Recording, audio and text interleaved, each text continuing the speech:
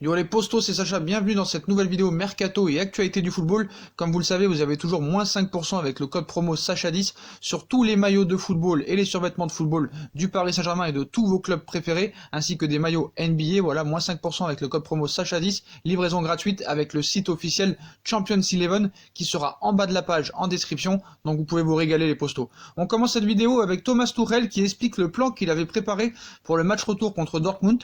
Le 11 mars, le Paris Saint-Germain se qualifie pour les quarts de finale de la Ligue des Champions après sa victoire 2-0 sur le Borussia Dortmund dans un Parc des Princes sans supporters. Le club parisien a réalisé un très bon match et tout s'est passé comme l'avait prévu Thomas Tuchel ou Leonardo. Pour le Parisien, l'entraîneur du club de la capitale est revenu sur cette soirée et ce qu'il avait mis en place pour prendre le dessus sur les hommes de Lucien Favre. Je le cite: « Honnêtement, j'avais un plan dans l'avion après le match aller. Parfois c'est comme ça. J'ai écrit des choses et on est resté là-dessus », a-t-il rapporté avant d'expliquer précisément ses intentions. On a joué une première mi-temps très offensif. On a eu des occasions, on a contrôlé le match. Après le deuxième but, c'était comme si l'on avait des choses à perdre. On était plus bas, mais nous étions dangereux en contre et en transition. On a défendu vraiment très bien. Le coach allemand devra espérer une prestation similaire, voire meilleure de ses joueurs en quart de finale contre un adversaire qu'il ne connaît pas encore, bien sûr. Ça se précise pour Alex Telles, la presse brésilienne en rajoute une couche ce mercredi soir. Le latéral de Porto devrait bien jouer à Paris la saison prochaine. Comme beaucoup de gros clubs européens, le Paris Saint-Germain est dans le flou pour son mercato, d'autant plus que la question des joueurs en fin de contrat avec une saison qui risque de se prolonger au-delà de la fin juin est déjà un gros casse-tête et risque de conditionner la suite des événements. Pour l'instant, une chose semble sûre, Layvin Kurzawa va quitter le club au terme de son contrat. L'ancien latéral gauche de l'AS Monaco ne manque cependant pas de prétendants, en Espagne et en Italie notamment, et a même été annoncé du côté du FC Barcelone. Pour le Paris Saint-Germain, il va donc falloir trouver un remplaçant, et on dirait bien que Leonardo et ses équipes ont jeté leur dévolu sur Alex Telles. Depuis quelques jours déjà, la presse brésilienne affirme que c'est très bien parti pour que le joueur de 27 ans défende la tunique parisienne la saison prochaine. On parlait ainsi de négociations bien avancées entre le club de la capitale française et le FC Porto, avec un montant de transfert situé entre 20 et 25 millions d'euros pour le joueur dont le contrat expire en 2021 avec le FC Porto. Pini Zahavi est aux commandes. Ce mercredi, c'est le très sérieux média Globosport qui a de son nouveau lot d'informations. La vente du joueur est imminente selon le journal, qui confirme les négociations très avancées entre les deux formations, mais surtout, Porto a déjà donné l'autorisation à ses homologues parisiens de négocier avec Pini Zahavi. L'agent qui n'est plus à présenter et qui gère les intérêts du joueur dans cette opération. On peut donc imaginer que les négociations autour du contrat qui attend le joueur au Parc des Princes ont déjà démarré. Quant au prix de l'opération, il risquerait d'être un peu élevé que prévu, et plus élevé que prévu. Le journal parle d'un total de 25 millions d'euros qui pourrait s'élever jusqu'aux 30 millions d'euros avec différents bonus. Le média précise que Chelsea est aussi intéressé, mais c'est bien vers le Paris Saint-Germain que devrait filer Alex Telles. Donc Leonardo tient donc son premier renfort pour la saison 2020-2021. Le suivant pourrait bien être Nordi Mukiele du Red Bull Leipzig, également annoncé dans le viseur du Paris Saint-Germain ces derniers jours, qui viendrait lui renforcer le côté droit de la défense parisienne avec le départ très probable de Thomas Meunier. Donc ça bouge vraiment au niveau défensif du côté du Paris Saint-Germain. Ça pourrait sentir aussi très bon pour ces deux pistes défensives de Leonardo. Leonardo et le Paris Saint-Germain pourraient voir deux dossiers chauds se décanter au cours des prochaines semaines. En vue de la saison prochaine, Leonardo semble avoir plusieurs joueurs de la Juventus de Turin dans le viseur. C'est le cas de Miralem Pjanic, aussi de Mattia De Sciglio et d'Alex Sandro. Ces deux recrutements pourraient en effet répondre aux besoins parisiens. Donc selon les informations, Layvin Kurzawa se dirige en effet vers un départ du Paris Saint-Germain et le scénario pourrait être semblable pour le Belge Thomas Meunier, lui aussi en fin de contrat. La Juve songe très sérieusement à se séparer d'Alex Sandro ou de Mattia De Sciglio. Donc d'après les informations de Tuttosport, la Juventus de Turin songe sérieusement à se séparer d'un joueur entre Alexandro et Mattia De Sciglio. Ce dernier semble le plus proche d'un départ puisque Luca Pellegrini devrait rentrer de son prêt à Cagliari et la volonté des Bianconeri serait de le faire grandir à l'ombre du Brésilien. Attention toutefois, car le quotidien annonce que la Juve étudierait également la possibilité de proposer Alex Sandro à Chelsea ou à Paris, à Chelsea en échange d'Emerson Palmieri. Donc c'est tout à fait possible que un de ces deux joueurs débarque dans les prochaines semaines au Paris Saint-Germain. La VAR pourrait être abandonnée en Ligue des Champions, alors que l'on ignore encore à quelle date officiellement et sous quel format reprendra la Ligue des Champions 2019-2020. Selon les informations de RMC Sport, l'UEFA doit acter jeudi, lors de son comité exécutif, l'absence du VAR en cas de reprise de la compétition, ce à cause de la proximité entre les assistants dans les régies mobiles installées dans les stades européens qui ne permet pas de respecter la distanciation sociale. L'UEFA travaillerait à un plan B, un auditoire sera réalisé dans les stades des équipes encore en lice, ainsi que ceux où auront lieu les finales Istanbul pour la Ligue des Champions et Xenst pour la Ligue Europa, explique le média. Un sujet qui est également débattu en France, où la LFP, le fournisseur du système Hawkeyes, qui gère le côté technique de l'assistance vidéo, et la direction de l'arbitrage réfléchissent à une réorganisation des cabines où prennent habituellement place les assistants vidéo. Les 6 stations de contrôle mises en place à chaque match avec 8 écrans depuis le local installé rue des Archives à Paris devront être réorganisées afin de respecter les consignes de distanciation à un minimum d'1 mètre entre les assistants arbitres. Ce qui est marrant, c'est que les joueurs, eux, vont être au contact tout le match, mais ça les dérange pas. Donc s'il n'y a pas de VAR pour la prochaine Ligue des Champions, c'est bien le Barça et le Bayern de Munich qui vont être contents. Comme on le dit depuis des mois, Neymar ne retournera jamais au FC Barcelone, c'est impossible. Même Mediapro, le président, l'avait confirmé après tous les arguments qu'on avait donnés. Voilà, les gens préfèrent toujours voir la presse comme info fiable. Donc à chaque mercato, le même refrain, Neymar, naninana, va-t-il retourner au FC Barcelone? La prochaine fenêtre de transfert ne devrait pas échapper à la règle.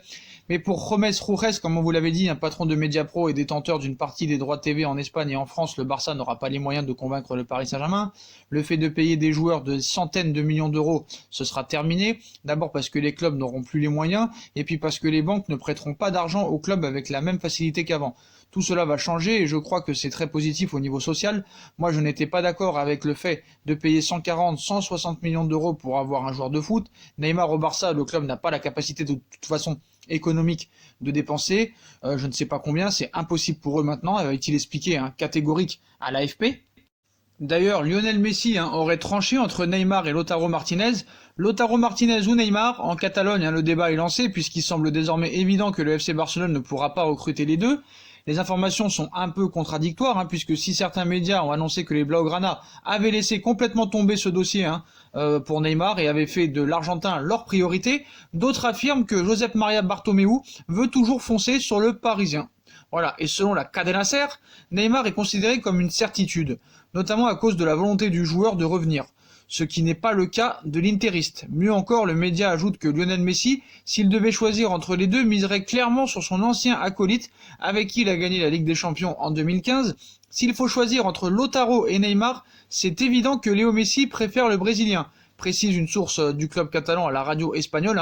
C'est clair comme ça, mais voilà, vous connaissez un petit peu les médias espagnols, on va pas y revenir, que ce soit Mundo Deportivo, Sport, la Cadena Ser, tous les jours ils vont essayer de faire des inventions pour essayer de ramener Neymar au FC Barcelone, parce que Neymar sera toujours plus vendeur que Lautaro Martinez. Mais voilà, comment ils peuvent se mettre dans la tête de Lionel Messi qui préfère Neymar à Lautaro Martinez. Donc c'est comme ça, c'est des inventions, c'est pour faire vendre, donc ça ne bougera pas, et cet été ce sera tous les jours comme ça, quoi qu'il en soit.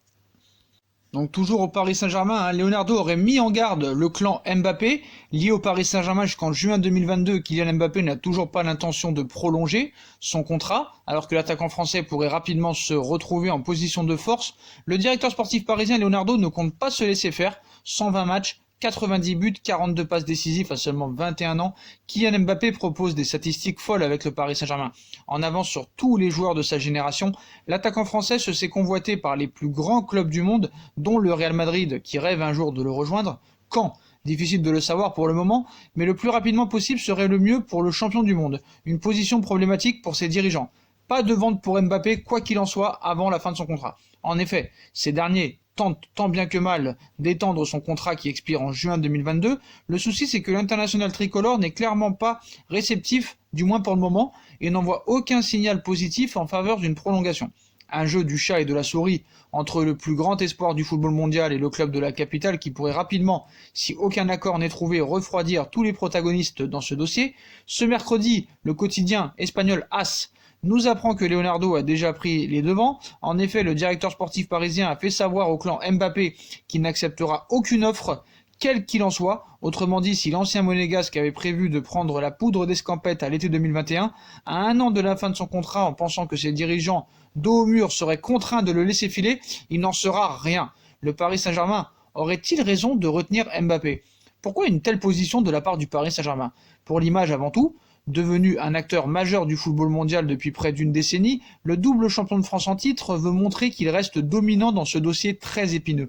En gardant Mbappé jusqu'au terme de son engagement, Paris, qui souhaite tout de même le convaincre de rempiler, prouverait ainsi aux autres formations que l'argent n'est pas la priorité absolue.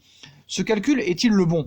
Une vente de Mbappé, même à un an de la fin de son contrat, permettrait au Paris Saint-Germain de récupérer minimum 150 millions d'euros, une somme non négligeable, mais le maintien du bleu, qui reste une véritable superstar et dont l'image est très positive sur le plan mondial dans l'effectif, pour une année supplémentaire pourrait permettre à Paris de garder un atout redoutable dans sa quête de Ligue des Champions. Les prochains mois s'annoncent cruciaux, mais voilà, il y a certains médias qui disent le contraire. La prolongation de Kylian Mbappé est prioritaire. Donc la pandémie qui frappe le monde entier impacte bien évidemment les clubs de football qui ne peuvent plus exercer leur activité et ne peuvent donc pas en bénéficier de leur principale source de revenus comme les droits TV ou encore la billetterie. Si le président du Paris Saint-Germain, Nasser Al-Khelaifi, a déclaré qu'il attendait un geste de ses joueurs concernant une éventuelle baisse de leur salaire, cela ne l'empêche pas de réfléchir à l'avenir. Donc ainsi, selon les informations de ESPN, le club de la capitale a fait de la prolongation de contrat de Kylian Mbappé sa priorité malgré la crise qu'il y a en ce moment. Donc le bail du champion du monde 2018 à Paris s'étend actuellement jusqu'en juin 2022. Leonardo est chargé de trouver un terrain d'entente avec le natif de Bondy pour sceller son avenir, alors que le Real Madrid pense toujours à l'ancien monégasque. Le PSG semble très confiant sur ce dossier, toujours d'après ESPN, et les négociations reprendront une fois que les joueurs seront de retour sur le terrain. Donc quoi qu'il en soit, moi je pense que Mbappé prolongera minimum 2 ans, c'est-à-dire jusqu'en 2024, avec une revalorisation salariale bien sûr. Voilà les postos, voilà pour toutes les infos mercato et actualités du football du jour. Comme d'habitude, dites-moi en commentaire ce que vous en pensez. Je compte sur vous pour bombarder la barre de like. On like, on partage, on commente, on s'abonne, on active la petite cloche pour être tenu au courant des vidéos qui vont sortir. On nous rejoint sur nos différents réseaux sociaux, Instagram, Facebook, Snapchat, Twitter, ainsi que sur Utip si vous voulez aider à faire évoluer la chaîne en regardant les pubs gratuitement ou en faisant un petit don. Voilà les postos, je vous souhaite une très bonne continuation. Prenez soin de vous et à très vite pour une nouvelle vidéo les postos. Tchuss!